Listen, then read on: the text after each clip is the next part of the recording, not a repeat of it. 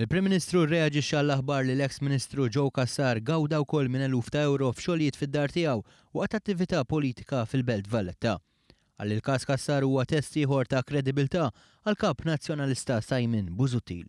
Dan kellu issa parti mid-dar tiegħu li kienet ġiet imħallsa minnu sa ħajdilna ma kienx jaf illi ħaddieħor ħallasielu, ma naħseb jaf li huma ħallas imma l-xogħol li sar dik id-dar. Il-Prim Ministru fakkar li dan mhux l-uniku każ ta' nuqqas ta' tmexxija tajba u etika mill-membri tal-grupp parlamentari ta' Simon Busuttil.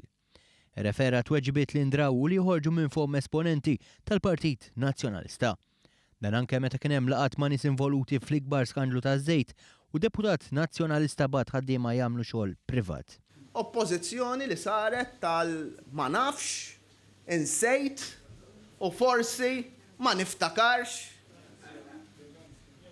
tal-xismu għaw qabel kon ngħidulhom tal-arloġġi, issa tal-arloġġi u tal-karozzi saru f'daqqa waħda. Il-Prim Ministru Joseph Muscat fisser kif kull darba l-kap tal-Oppożizzjoni ifalli milli għaddi mill-kliem għal-fatti.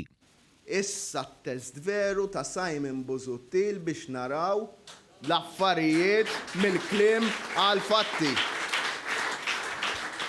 Jien konvint li fil-każ ta' Joe Cassar mill-ġdid Simon Busuttil ħajoħroġ bħala Mr. Double Standards. Mal-ħin ir-riżulta l-Prim Ministru kellu raġun bil-barka ta' Simon Busuttil, Joe Cassar se jibqa' parti mill-grupp parlamentari nazzjonalista.